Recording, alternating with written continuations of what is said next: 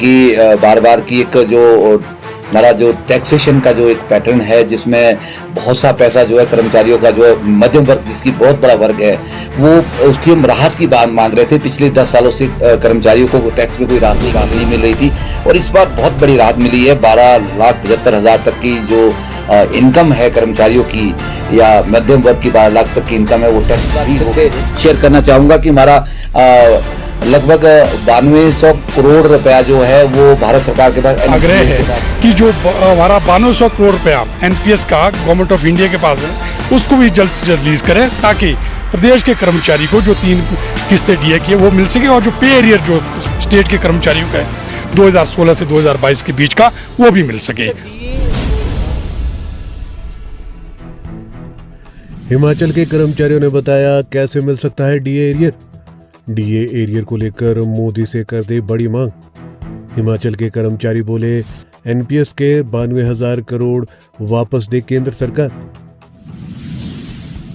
केंद्र से पैसा मिला तो पेंडिंग डीए और एरियर का होगा भुगतान।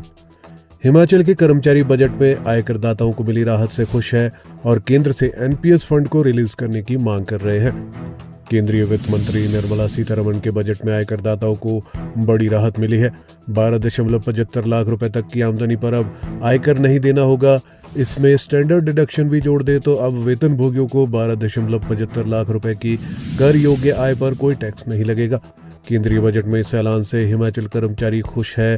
इसको लेकर हिमाचल प्रदेश सचिवालय सेवाएं कर्मचारी संगठन के अध्यक्ष संजीव शर्मा ने कहा है कि सच कहे तो हमें इतनी उम्मीद नहीं थी, ये तो उम्मीद से ज़्यादा मिला है।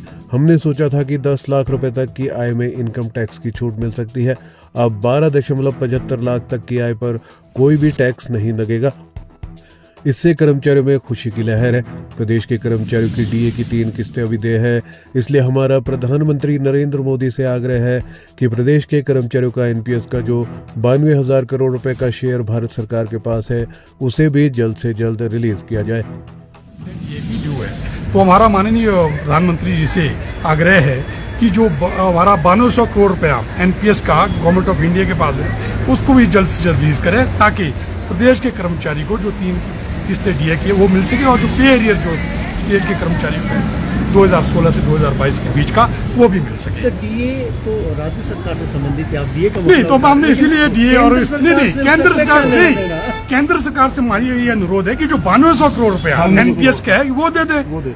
अगर वो हमारे को मिल जाता है तो निश्चित तौर पर जो स्टेट गवर्नमेंट है वो हमें डीए दे देगी, एरियर दे देगी। एरियर कितना आपका लंबित है? एरियर तो हमारा 8,000 करोड़ के करीब जो है ना लंबित पड़ा है पे एरियर। इसी तरह डीए है, ये भी कम से कम 1500 करोड़ रुपया है। अगर हमारे को 9200 करोड़ रुपया मिल जाता है स्टेट गवर्नमेंट को, जो गवर्नमेंट ऑफ इंडिया के पास है एनपीएस का, तो हो सकता है प्रदेश 8,000 करोड़ पे एरियर और 1500 करोड़ डीए एरियर है दे। संजीव शर्मा ने कहा कि केंद्र सरकार को एनपीएस कर्मचारियों के एनपीएस का शेयर जल्द से जल्द रिलीज करना चाहिए, ताकि हिमाचल में कर्मचारियों को 3 डीए की किस्तें और 2016 से 2022 तक का पे एरियर मिल सके। प्रदेश में कर्मचारियों का 8,000 करोड़ रुपए पे एरियर और 1500 करोड़ रुपए डीए दे है।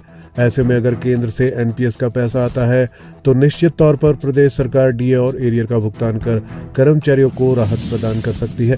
प्रदेश में लाखों कर्मचारियों को राज्योत्सव दिवस पर भी 4% डीए की घोषणा की आस थी, लेकिन अभी ये पूरी नहीं हो पाई है। आने वाले समय में बजट में कर्मचारियों को उम्मीद है कि उन्हें पे कमीशन का एरियर और डीए की बकाया 3 किस्तों के साथ साथ एरियर का भी भुगतान होगा।